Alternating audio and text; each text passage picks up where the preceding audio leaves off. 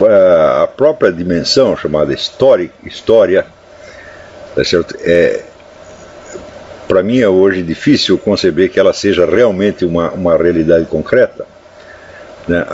A realidade concreta que você observa na vida humana são comunidades se desenvolvendo separadamente, sem contato nenhum ao longo de milênios, e se ignorando solenemente, e às vezes não tendo sequer a ideia de que elas pertencem a uma mesma espécie animal.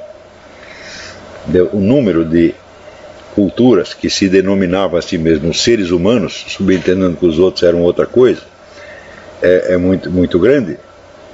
Tá certo? Então a dimensão mesma, não é possível conceber uma história humana sem uma dimensão de humanidade como uma espécie única, e esta dimensão não é de maneira alguma uma coisa auto-evidente, pelo menos para os próprios personagens envolvidos, né? O horror que a palavra racismo hoje nos inspira frequentemente nos faz esquecer que o racismo é uma das constantes mais universais das sociedades humanas. É um fenômeno que é observado em toda parte, sob formatos diferentes e com pretextos diferentes, mas está presente de certo modo em toda parte.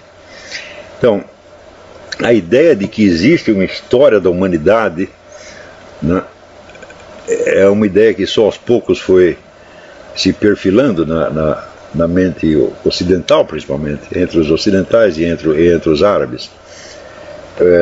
Mas, por exemplo, para que essa ideia penetrasse na cultura chinesa, foi só sob o viés ocidental e no século XX.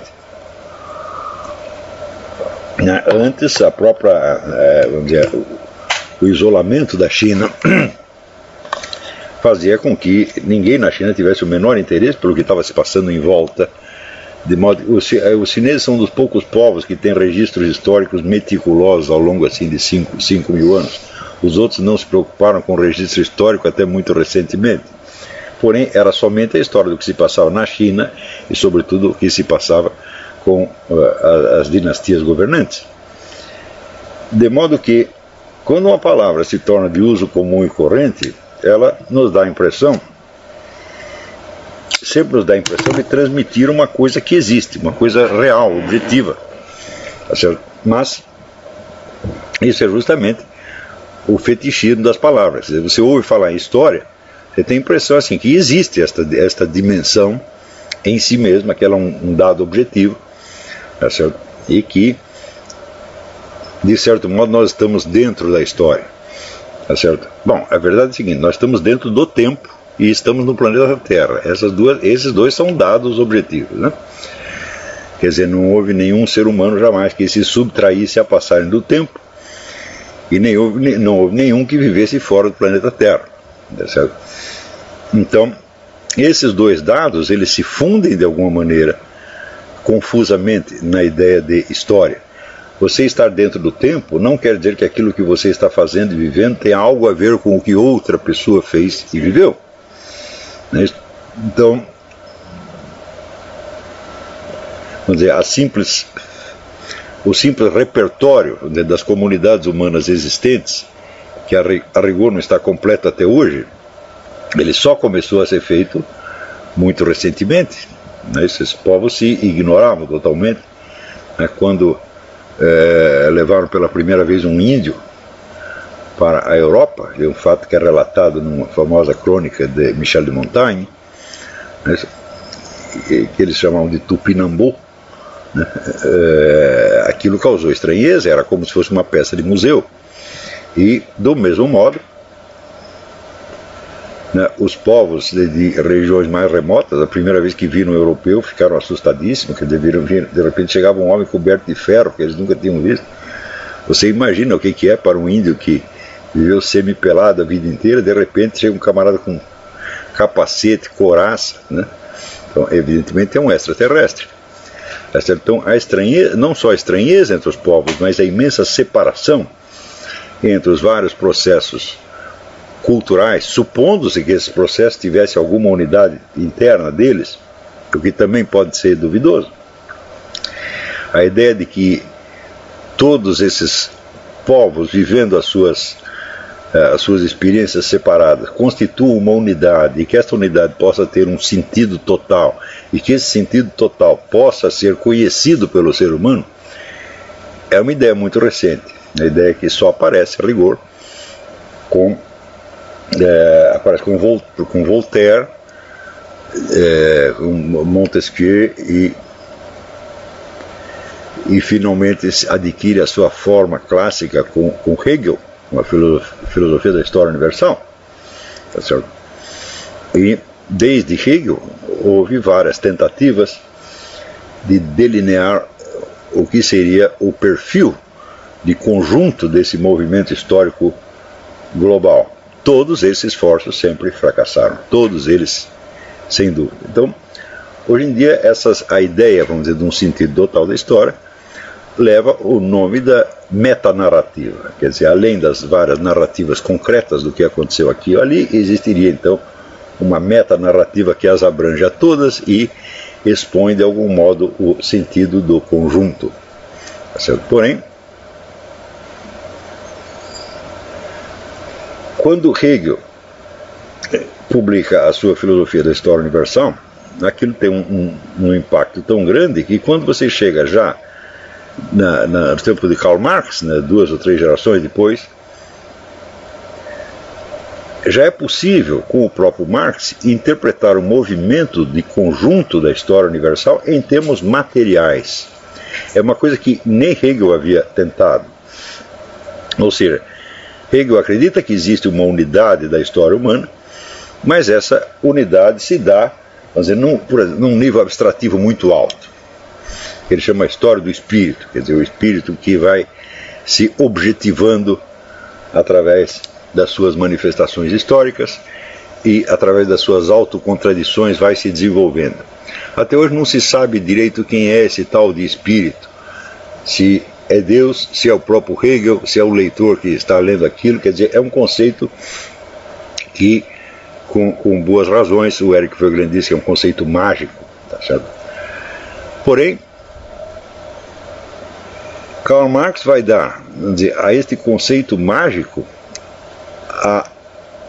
o sentido de um desenvolvimento material, concreto. Ou seja, é como se ele dissesse, nós não apenas existe um movimento total da história, e esse movimento é identificável, mas esse movimento se desenrola no terreno material, e ele tem algo a ver, ele é determinado pelo conjunto dos esforços que o ser humano faz para se apropriar dos materiais da natureza e transformá-los segundo as suas conveniências. Então, a história dos processos de transformação da matéria através da técnica e da indústria é o fio condutor de toda a história humana, e essa história pode ser contada numa série de etapas. Essas etapas não são necessariamente simultâneas em todos os lugares do mundo, mas elas serão percorridas de algum modo mais cedo ou mais tarde, de modo que nós podemos falar dentro dessa escala de tempo, nós podemos falar de comunidades que estão mais adiantadas no processo ou que estão mais atrasadas, mas todas elas passarão necessariamente pelas mesmas etapas, tá certo? Então, esta ideia da metanarrativa hoje é rejeitada por quase todos os filósofos de todas as correntes, inclusive os marxistas, né? Então, por exemplo, o pessoal da escola de Frankfurt sempre rejeitou a ideia da metanarrativa. Eles diziam, não, de fato nós não sabemos se isto existe. Um outro ponto que é importante é ver o seguinte, é que a ideia de unidade da espécie humana e a ideia de uma história da espécie humana só é concebível a rigor desde um ponto de vista divino, porque materialmente nós não conhecemos essa unidade da história e muito menos podemos descrevê-la. A tentativa de Marx, evidentemente, fracassou, como nós veremos daqui a pouco. Mas a ideia de que todos os seres humanos pertencem a uma mesma espécie, podem de algum modo ser medidos pela mesma escala, e que tem um destino comum, e que este destino pode fazer um sentido que é apreensível por nós. Essa ideia só é concebível desde um ponto de vista hipoteticamente divino, quer dizer, um Deus que desde a esfera da eternidade observa e conhece o conjunto do que se passou sobre a Terra. Isso é a mesma coisa dizer que se a história faz sentido, só Deus pode conhecê-lo, tá certo? E Deus seria, na verdade, vamos dizer, o criador e a matriz desse sentido da história. Então, a própria, vamos dizer, a ideia de uma escatologia, quer dizer, de um fim do mundo, pressupõe, então, algum conhecimento do conjunto do trajeto humano sobre a Terra. Nós vamos passar por isso, por isso, por isso, e vai terminar desta maneira.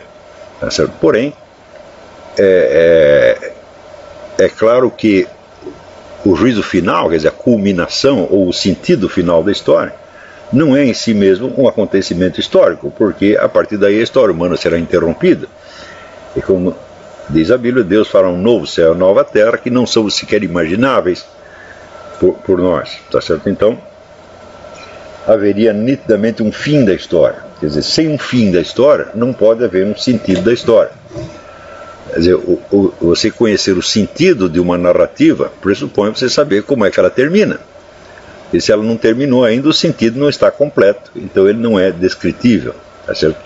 Isso deveria ser uma coisa evidente para todo mundo. Quer dizer, nós temos dois enfoques possíveis da história humana. Nós temos um enfoque humano, que não consegue apreender de maneira alguma a unidade da história e muito menos o seu sentido, e tem um enfoque divino, tá certo? Que nos oferece, através da revelação, uma ideia do que será o fim da história e, portanto, o seu sentido.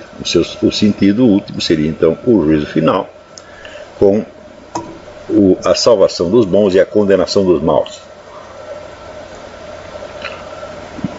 De modo que a história seria eminentemente uma lição moral, uma conclusão moral da história. Esta ideia não é evidentemente concebível, senão desde a perspectiva divina. E foi justamente essa perspectiva divina que, vindo com a revelação cristã, permitiu que aos poucos a ideia mesma de unidade da história fosse se tornando mais concebível para as pessoas. Porém, a partir de um certo momento, essa ideia se destaca da sua fonte religiosa e se torna uma ideia autônoma, ou seja, existe, segundo Jean-Baptiste Vico, Voltaire, Montesquieu, Hegel e o próprio Karl Marx, um sentido terrestre da história humana. Quer dizer, uma história cuja finalidade se cumpre não no juízo final e na passagem para a escala da eternidade, mas se cumpre numa meta a ser alcançada no mundo terrestre. Tá certo? Então, você vê que essa ideia, quando ela aparece, ela já tem uma contradição, né? A ideia de sentido da história pressupõe o conhecimento do fim da história. Então, o conhecimento do fim da história, ele não é possível materialmente, ele não é possível empiricamente, quer dizer, nós não temos a experiência do fim da história. Nós podemos, no máximo, tentar imaginá-lo, tá certo? Porém, este ponto imaginário é o que se torna a chave que articula todo o conjunto. Ou seja, o fim que nós supomos é ele que dá a unidade de tudo que se passou antes. Então, nessa simples ideia do sentido da história, já está embutido o essencial do que nós iríamos chamar a mentalidade revolucionária, que é a inversão do tempo. Ou seja, um futuro hipotético se torna a chave explicativa de todo o passado conhecido e também do presente. Que nós podemos conhecer o passado, isso é evidente, né?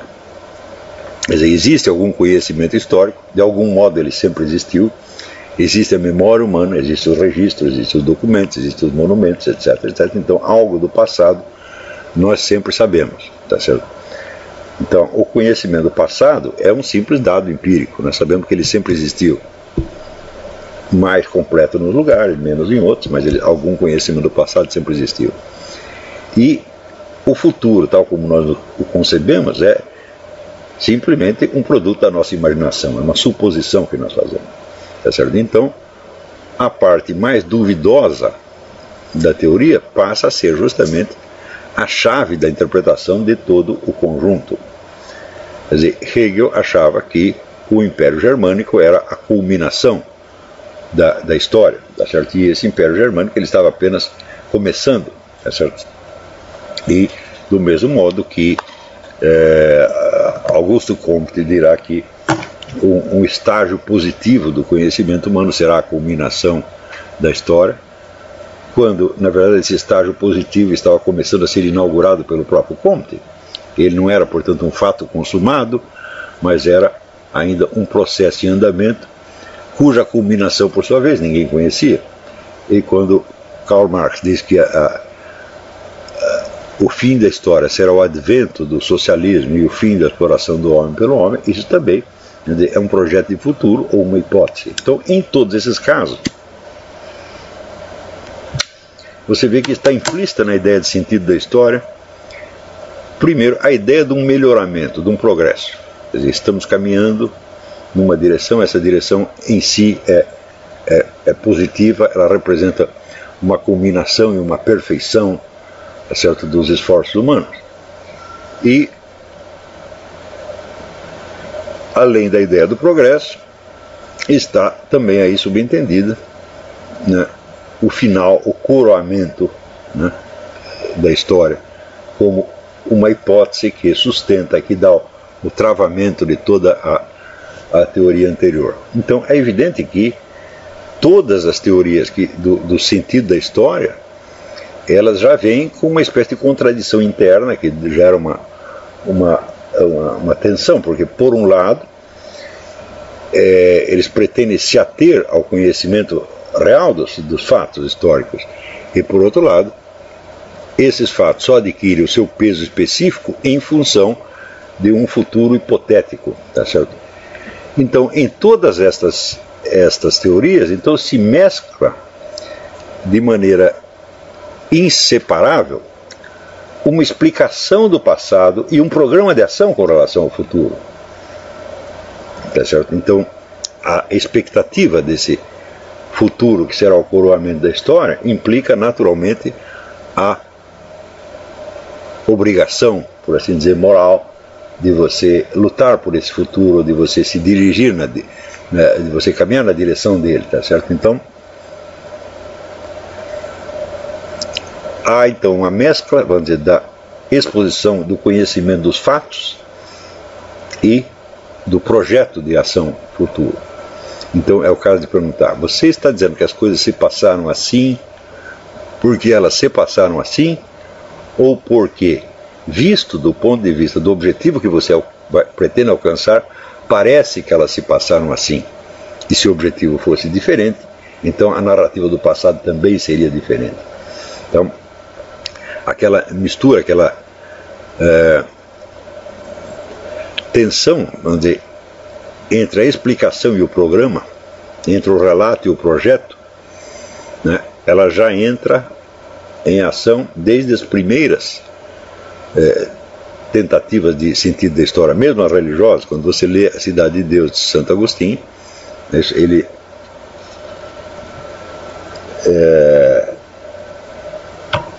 vê a culminação do processo histórico no juízo final, mas ao mesmo tempo há ali um programa de ação, quer dizer, a finalidade é esta e, portanto, nós devemos conduzir a nossa vida assim ou assado, tá certo? Para que obtenhamos a salvação. A diferença é o seguinte, é que na visão de Agostinho, a culminação do processo não depende de maneira alguma de que as pessoas façam isto ou aquilo. Quer dizer, o fim do processo é determinado por Deus, quer dizer, haverá o juízo final de qualquer maneira. A única coisa que será decidida no curso do processo é se cada um de nós será salvo ou condenado. Ou seja, não é a ação humana que determina a finalidade, tá certo? Essa finalidade não depende de maneira alguma da ação humana. Isto é, o juízo final acontecerá seja para todos serem salvos, seja para todos serem condenados, seja para uma parte ser condenada, outra parte ser salva. De modo que Agostinho ainda tem muito clara a noção de que o fim da história é uma intervenção divina e não um capítulo da história. Porém, esta noção ela se perde completamente a partir do século XVIII, quando começam a surgir as modernas metanarrativas com Voltaire e depois do século XIX Augusto Comte e outros, né? Então, o fim da história, segundo esses indivíduos, é algo a ser alcançado pela ação humana. Quem criará o estado positivo da ciência? São os seres humanos com a sua atividade científica. Quem criará o socialismo? São os seres humanos fazendo a revolução socialista e assim por diante. De modo que o fim da história surge ao mesmo tempo como uma previsão, como um projeto e como um dado objetivo fatal. Quer dizer, algo está predeterminado, mas esse algo nós temos que fazer com que aconteça.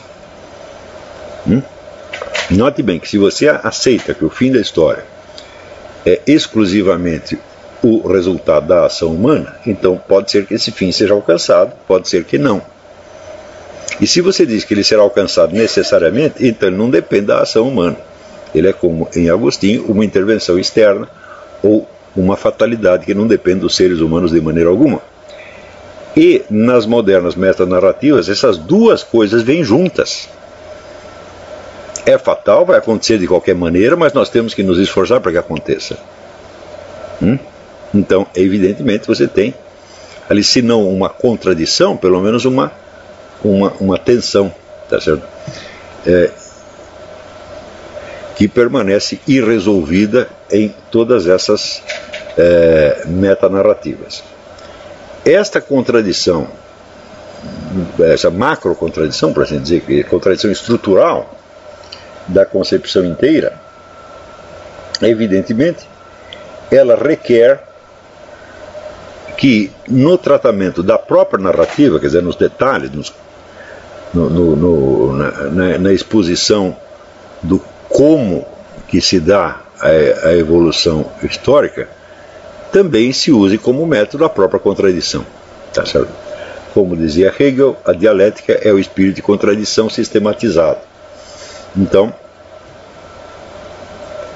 pelo fato mesmo de que o conjunto da história, o sentido da história, ou pelo menos a sua noção, traz em si esta contradição de que aquilo que é inevitável depende ao mesmo tempo da nossa ação, certo? Então, como a concepção é contraditória em si mesma, então ela só pode ser tratada por algum meio, por algum instrumento cognitivo que leve em conta essas contradições. Tá certo? Por outro lado, é fato que esta experiência, vamos dizer, contraditória, quer dizer, de uma expectativa inevitável, que no entanto tem que ser fabricada ou tem que ser feita pela ação humana, é uma coisa que está presente em toda a vida individual humana. Quer dizer, todos nós acreditamos que temos um destino, tá certo? Mas ao mesmo tempo nos esforçamos para que esse destino se realize. O que subentende que o destino pode ser diferente daquilo que nós concebemos. Quer dizer, se temos, aí entra, por exemplo, vamos dizer, o problema da predestinação, quer dizer, quando vê o protestantismo, alguns estão predestinados à salvação e outros à danação. Então, por que devemos agir em busca da salvação? Tá certo? Não há uma explicação para isso. Quer dizer, se você já está predestinado, o que você faça ou deixe de fazer, pouco importa, é apenas a graça divina que vai interferir, independentemente das suas ações. Porém, a solução encontrada para isto foi que aqueles que estão salvos, eles devem agir como se já estivessem salvos. Tá certo? Então eles devem mostrar isso para os outros. Então eles vão agir corretamente, não porque isso vai lhes dar a salvação, tá certo? Mas para dar um exemplo ao mundo, tá certo? De que algumas pessoas estão salvas e para que exista então alguma ordem na sociedade.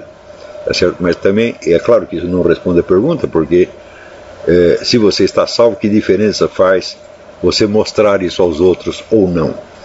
Esta contradição está dentro, vamos dizer, do protestantismo, e já estava dentro do protestantismo muito antes de que surgissem essas metanarrativas. Então este é mais um elemento que vai contribuir de algum modo para a formação dessas metanarrativas. Quer dizer, se esse conflito protestante entre a predestinação e a ação, entre a predestinação e a moral, por assim dizer, já não estivesse presente na cultura europeia fazia 2 séculos, provavelmente o advento das metanarrativas teria tomado outra figura. Tá certo? Mas eu estou dizendo isso para vocês para mostrar que o conflito entre um fim predestinado, tá certo, e a necessidade de construí-lo, de alcançá-lo pela ação humana, é claro que é uma contradição, mas de certo modo é uma contradição que está presente na vida humana, que constitui parcela da nossa experiência. Ou seja, nós não conhecemos o futuro, porém nós nada podemos fazer na esfera da ação sem alguma previsão do futuro. Por exemplo, nós não sabemos se vamos estar vivos no próximo minuto, porém vamos continuar agindo como se isso estivesse garantido. Não há uma só ação humana que não se baseie nesta contradição, ou seja, na necessidade de dar por conhecido um futuro que você não conhece de maneira alguma. Então, como isso faz parte da experiência humana, tá certo? Universal, ou pelo menos de quem quer que tenha pensado a respeito, que há pessoas que nunca perceberam este problema, como isso faz parte da experiência humana, então, quando surgem essas metanarrativas, com a contradição que elas trazem, essa contradição então não parece, num primeiro momento, ser uma objeção séria contra as metanarrativas, porque elas ecoam algo de uma experiência que é universalmente humana. Então, é claro que o fato de corresponder estruturalmente a essa experiência humana não as valida de maneira alguma e não impede que, de um ponto de vista científico, todas elas sejam insustentáveis pelo fato de que dão por conhecido algo que não é conhecido e, além de dar por conhecido, ainda afirmam que ele tem que ser construído pela ação humana.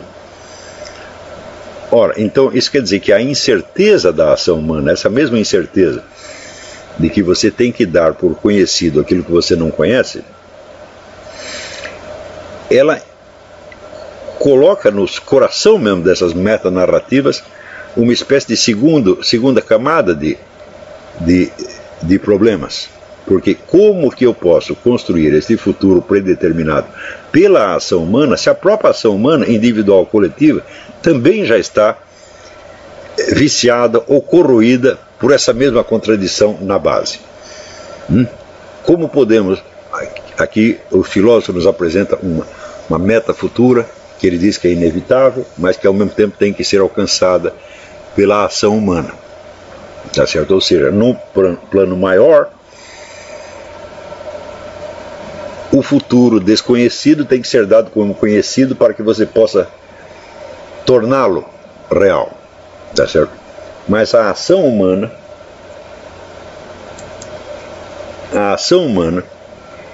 que vai construir esse futuro, cada uma das ações individuais ou coletivas, separadamente, cada uma delas também tem em si mesma essa mesma contradição. De modo que o instrumento de construção, né, do futuro, ao mesmo tempo inevitável e incerto, é também ela inevitável e incerta. Estão entendendo? Mas é um nível de, vamos dizer, já de dificuldade que já está na ideia mesma das metanarrativas. Então, a metanarrativa, ela parece verossímil num primeiro momento, porque ela imita estruturalmente um conflito que é inerente à existência humana, que é o conflito de dar por conhecido o futuro desconhecido. Mas, no mesmo instante em que soa verossímil por causa disso, ela já exibe a sua dificuldade, porque esse futuro terá que ser realizado mediante uma ação humana que contém dentro de si a mesmíssima contradição. Quer dizer, a contradição que aparece em escala maior já está dentro da escala pequena também. Tá certo? Então, é evidente que desde um primeiro momento, as discussões aí tomam a forma de uma confusão imensa. O fato de que imediatamente após a publicação dos escritos de Hegel tenha surgido, por exemplo, um hegelianismo de direita, um hegelianismo de esquerda, já mostra que essa filosofia não podia ser interpretada de uma maneira unívoca. Isso quer dizer, interpretada de uma maneira unívoca seria de algum modo contraditório com a proposta mesma, uma vez que esta proposta ela era em si mesma uma contradição. Estão acompanhando isso? Então,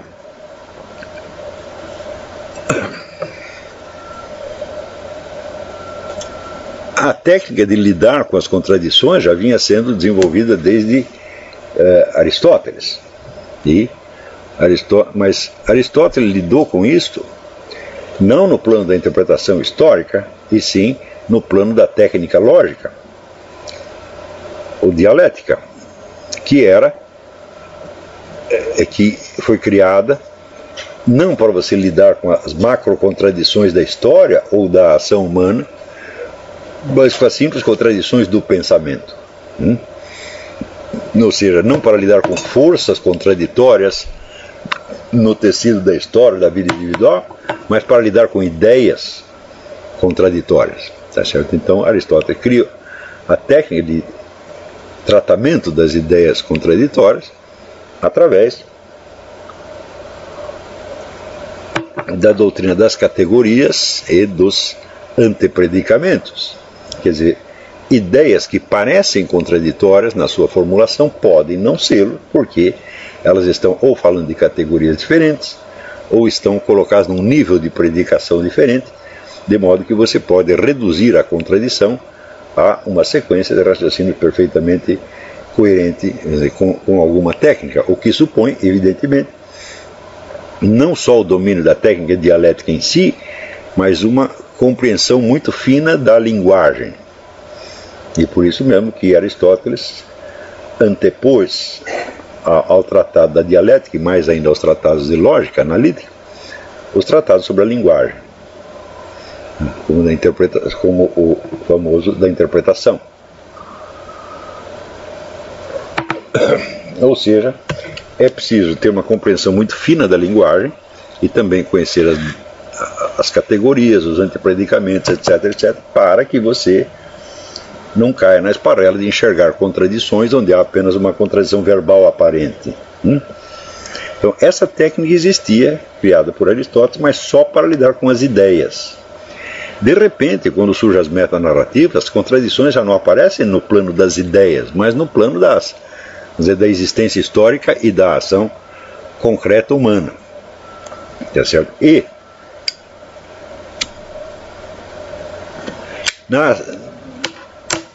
neste plano, a técnica requerida já teria que ser muito mais complexa que a de Aristóteles. Por quê?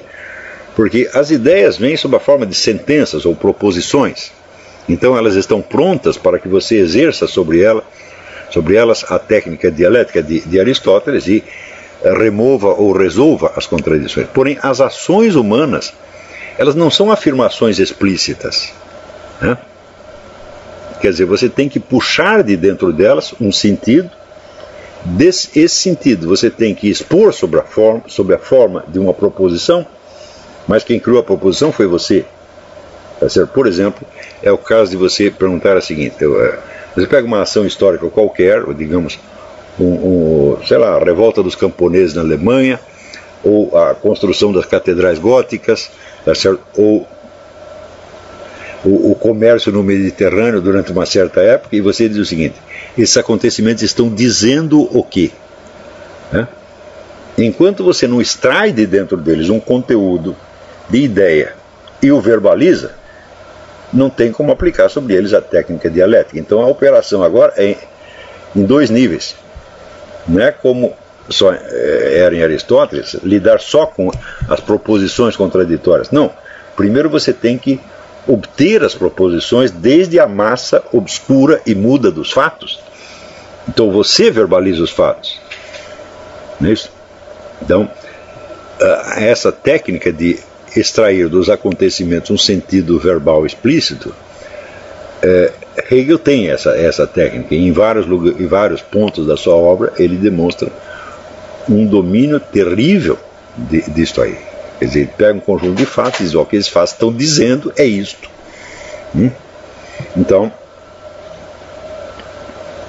após extrair desses fatos várias proposições, então essas proposições podem continuar sendo contraditórias, então Hegel vai tentar resolvê-las. Ou seja, o tratamento dialético que é dado, vamos dizer, ao conjunto das proposições contraditórias em Hegel é uma tentativa de resolver não as contradições entre as proposições, mas as contradições entre os fatos que essas proposições idealmente expressam. É fácil você ver que a margem de erro nessa operação é enorme, não é isso? Porque os fatos históricos realmente eles não falam por si mesmos, eles não dizem a que vieram, eles simplesmente acontecem, não é isso? E mais ainda, nos personagens envolvidos na ação histórica, cada um os explica de uma maneira diferente. Cada um tem uma motivação diferente, tem valores diferentes, tem um sentido de vida diferente, etc, etc. Então, é muito difícil você extrair daquilo, vamos dizer, um sentido de conjunto e expressá-lo. Só que você tem que fazer isso com relação, né, a vários acontecimentos históricos diferentes. Então você transforma, por assim dizer, o curso da história num curso de proposições. Mas foi você que obteve as proposições. Quer dizer, os acontecimentos históricos já passaram, eles não estão mais aí para dizer para você: olha, eu quero dizer isto. Por exemplo, sei lá, uma obra de arte, um templo, né? O que esse templo está dizendo? Não, ele não diz nada, ele simplesmente fica parado no lugar. Você que tenta extrair dali um sentido. Tá certo? Então, você vê que a técnica de Hegel já é monstruosamente mais complexa do que a dialética de Aristóteles. Tá certo? E com Karl Marx a coisa vai se tornar ainda mais complexa, porque Karl Marx afirma que todo este processo tem uma base material num fator único e constante, que é a luta do ser humano para se apropriar dos recursos da natureza. Ou seja, se Hegel tinha que fazer uma conversão, vamos dizer, dos fatos históricos em proposições, para daí lidar com as proposições e tentar tirar o sentido de conjunto dessas proposições, e através do sentido de conjunto das proposições, extrair o sentido de conjunto da história, Marx tem que fazer uma terceira operação. Cada um desses acontecimentos históricos tem que ser trazido de volta à sua base material no processo de produção. Ou seja, o que quer que aconteça tem que ser interpretado em função de um esforço econômico subjacente.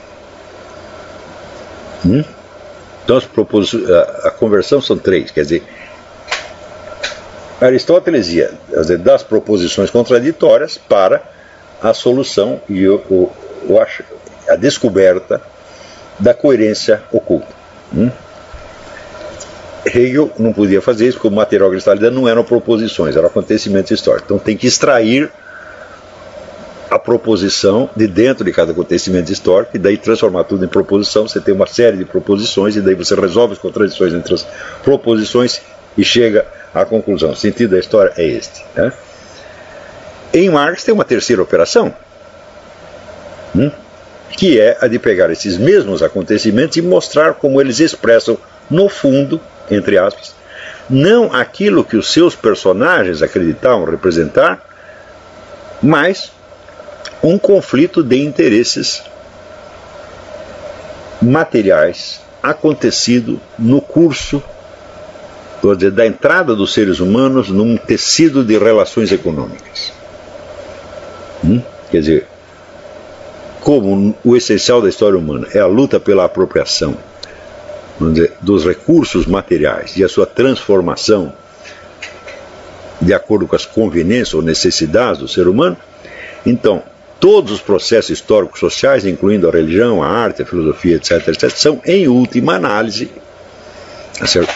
Expressões desse outro fenômeno de ordem mais profunda, segundo Marx, que está se passando sob a superfície, vamos dizer, das ideias. Quer dizer, onde há um conflito de ideias, um conflito de valores, etc., no fundo existe um conflito de classes. O que são as classes? São os diferentes papéis que os grupos humanos assumem no curso da apropriação dos recursos materiais.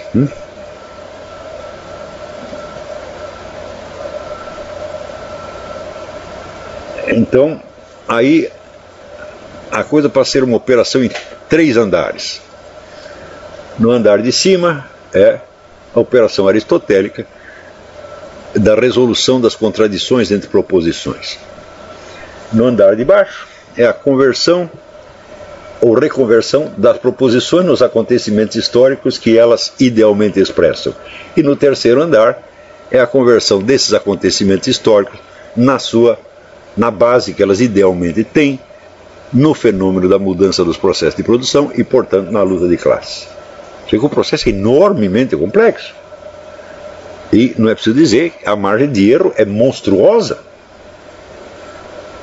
Isto quer dizer que, a partir deste momento, absolutamente nada do que se especule nesse sentido pode ser submetido a nenhum teste científico. É impossível.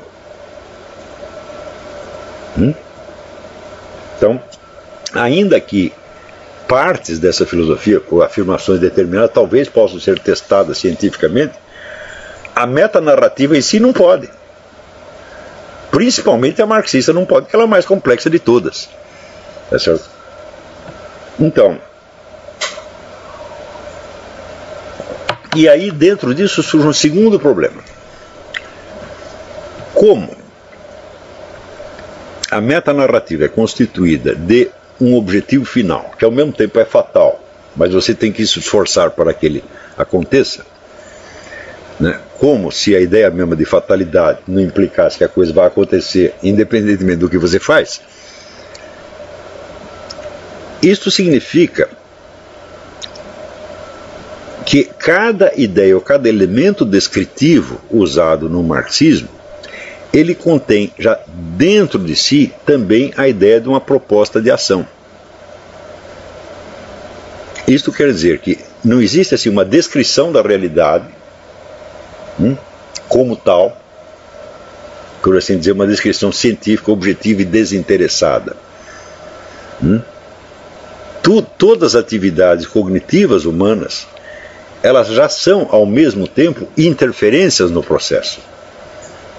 Então, toda ideia é implicitamente um projeto de ação. Parênteses, essa doutrina está mais ou menos ao mesmo tempo, ou logo depois também, foi desenvolvida sob o nome de pragmatismo na América. Ali com Charles Peirce, Josiah Royce, William James, aparece a doutrina de que o sentido de um conceito não é a descrição objetiva do objeto a que ele corresponde, mas uma descrição daquilo que nós pretendemos fazer com este objeto. Ou seja, um conceito é um projeto de transformação, é um projeto de ação. Tá certo? Então,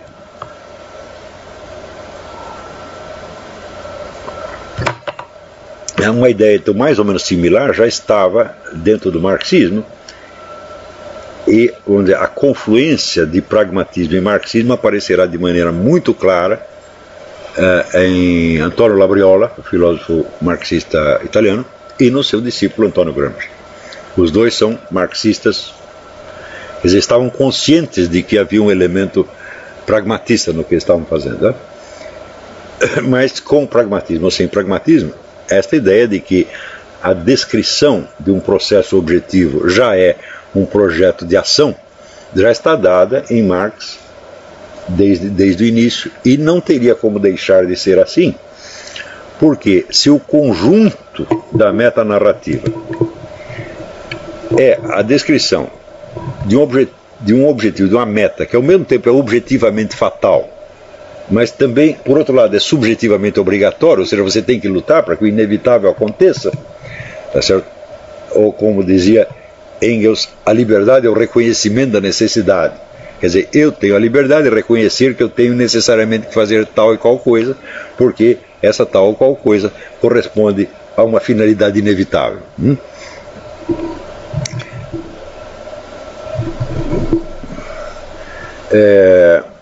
Então, se a metanarrativa na sua estrutura de conjunto é assim, isso significa que as ferramentas descritivas de cada pedaço, de cada acontecimento, de cada conceito, são também assim.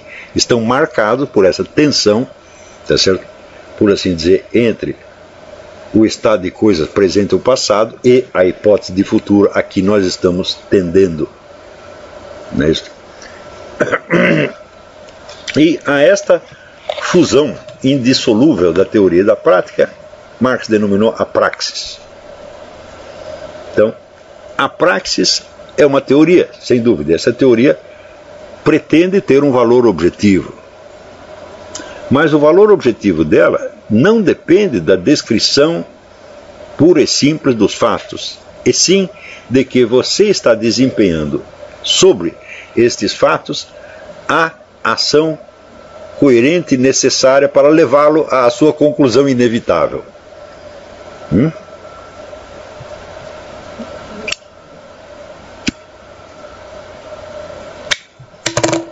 Note bem que tudo isso é de uma sutileza admirável, de algum modo, tá certo? Só que aí existe automaticamente a exclusão do conhecimento objetivo no sentido aristotélico, que é o conhecimento, por assim dizer, puramente contemplativo. Então, em Aristóteles, o conhecimento objetivo é a descrição da estrutura e do comportamento de um ente, independentemente de qualquer interferência que eu faça sobre ele. Quando Aristóteles descreve, por exemplo, a embriologia do gato, que até hoje é considerada uma das descrições mais perfeitas que existem na zoologia, ele está querendo dizer o seguinte: o processo embrionário do gato é este, independentemente do fato de que eu esteja abrindo a barriga da gata agora para saber como é que é. Muito antes de eu abrir já era assim, e se eu não abrisse continuaria sendo do mesmo modo. Então, note que dos escritos de Aristóteles, 70% são escritos de ciências naturais. Quer dizer, ele era filho de um médico, o treinamento dele foi todo nas ciências naturais, e o foco de interesse dele eram as ciências naturais. Quer dizer, de certo modo, ele só escreveu os livros de filosofia para explicar o que ele estava fazendo nas ciências naturais. Então, ele não é assim como um Hegel ou um Karl Marx, cujo interesse central é a filosofia das humanidades, né? E este longo treino das ciências naturais o habitua à ideia de que os acontecimentos centrais da natureza são independentes do ser humano. Então, é claro que todos os elementos da natureza podem se tornar matérias-primas para o empreendimento humano de transformação. Tá certo? Até mesmo os gatos. Os seres humanos não criam gatos de raça para vendê-los por uma fortuna. Então, ou no Brasil matam os gatos para fabricar cuícas, tá certo?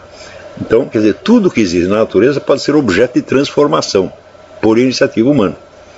Mas, para que eles o fossem, é absolutamente necessário que eles por si mesmos constituíssem algo antes e independentemente da ação humana. Ou seja, eu posso usar as pedras para a construção porque as pedras são pedras e elas têm certas propriedades objetivas que eu posso utilizar. É certo? Então, se não existe a possibilidade de um conhecimento objetivo da natureza, muito menos poderá existir a possibilidade da ação humana sobre estes mesmos objetos. Porque esta ação ela se baseia inteiramente no aproveitamento humano de propriedades objetivas, que esses seres têm propriedades que as quais, por sua vez, não dependem da intervenção humana. Não é isso? Então, Hegel ainda estava consciente disso, aquela famosa cena em que ele ficou olhando a montanha durante meia hora e depois disse, de fato é assim. Quer dizer, a montanha é assim porque ela é assim, não fui eu que fiz, não é uma coisa que saiu da minha cabeça. Ou seja, Hegel tinha ainda esse sentido de reconhecimento da realidade material.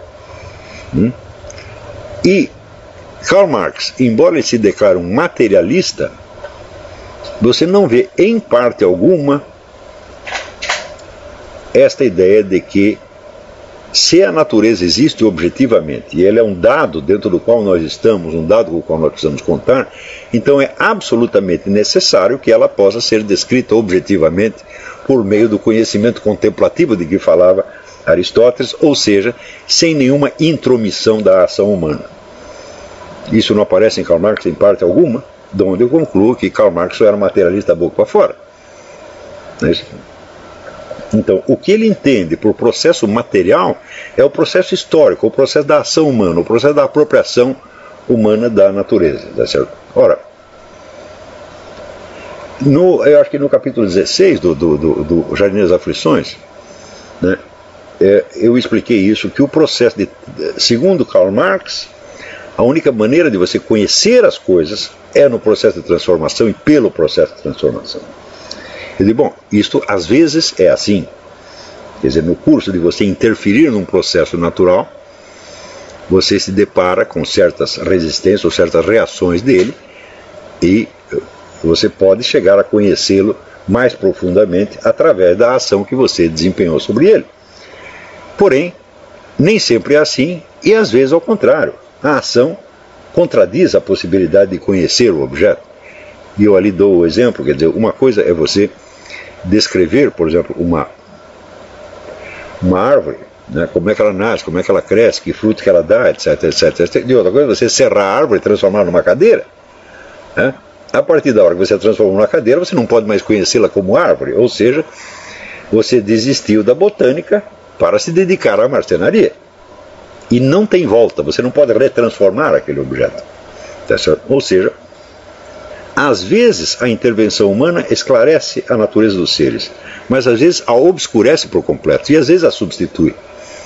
Tá certo?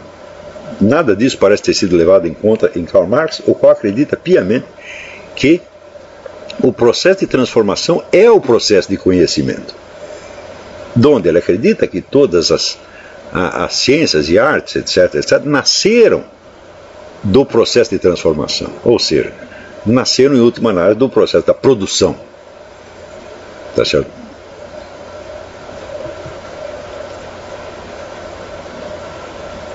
Então, embora possa acontecer que muitas ciências tenham nascido efetivamente de técnicas voltadas para a produção ou para a transformação do material natural, né, o fato é que essa sua origem temporal pouco tem a ver com a sua constituição lógica interna.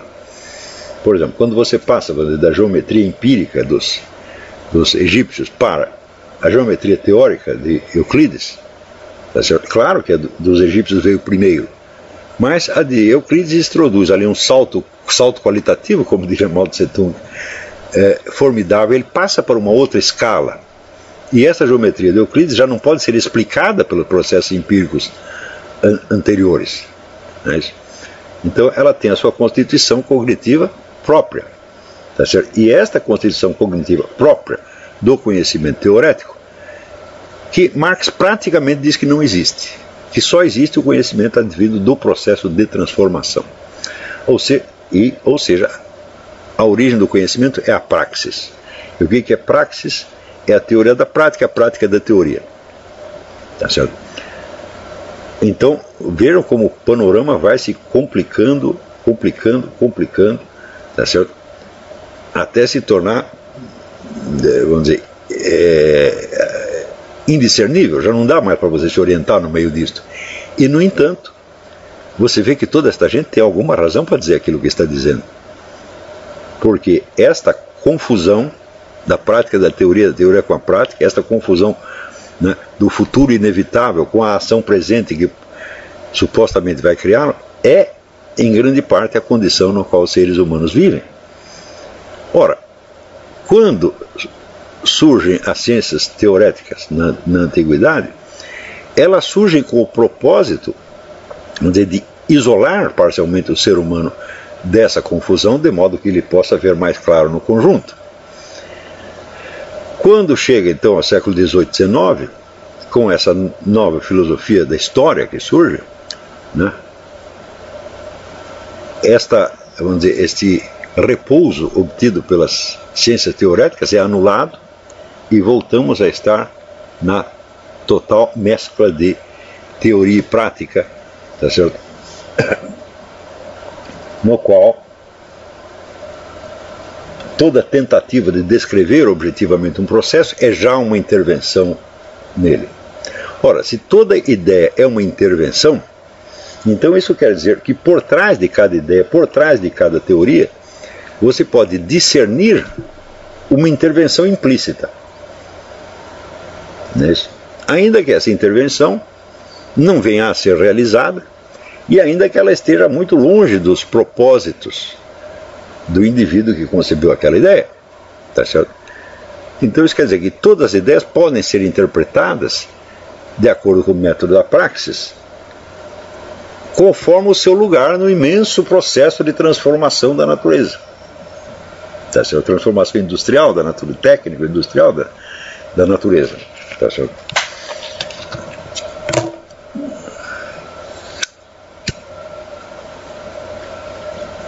Isso evidentemente cria para os pensadores marxistas, para os discípulos de Karl Marx, alguns problemas horripilantes. Se você quer que a sua ideia seja realizada, você tem que encontrar o agente social capaz de realizá-la. Karl Marx acreditava que esse agente era o proletariado. Tá certo? Então, por que era o proletariado não interessa por enquanto, mas ser o proletariado industrial, aquele pessoal que foi retirado do campo e trazido para a cidade para trabalhar nas fábricas, e que esse seria o grande agente da transformação geral e final, tá certo, do mundo, que inauguraria o socialismo e, portanto, o fim da história. Tá certo? Então, aí surge o primeiro problema, né? Os inventores da teoria não são proletários. Nem ele é proletário, nem Engels é proletário. Então, isso quer dizer, ele precisa obter algum poder de preensão sobre o proletariado para que o proletariado consinta em ser o agente daquilo que ele está fatalmente destinado a ser o agente. E quando acompanhamos a história da atuação de Karl Marx na primeira Internacional Socialista, da qual ele emerge finalmente como o chefe, o dominador da coisa, você vê que ele teve que usar toda sorte de expedientes os mais escusos para se afirmar como chefe daquilo. E então é evidente que aí você já tem uma montanha de contradições que de certo modo vão adensando, tá certo? O estado de espírito marxista. Quando chega no começo do século XX e o proletariado europeu se recusa a fazer a revolução internacional e, ao contrário, consente em servir às suas nações, contrariando, portanto, o seu, aspas, interesse objetivo, porque o proletariado não tem pátria, o proletariado ele é o conjunto das pessoas cuja força de trabalho é explorada na base da mais-valia. Daqui a pouco falaremos da mais-valia, nesta aula ou na próxima. Então elas não têm a vinculação com o interesse nacional. O interesse nacional é exclusivo da burguesia. Quer dizer, a burguesia é, de certo modo, a nação. Então se esperava que, numa situação de guerra, o proletariado se recusasse a lutar em benefício dos seus dominadores nacionais e se articulasse internacionalmente na grande Revolução Europeia, o que não aconteceu, aconteceu exatamente o contrário.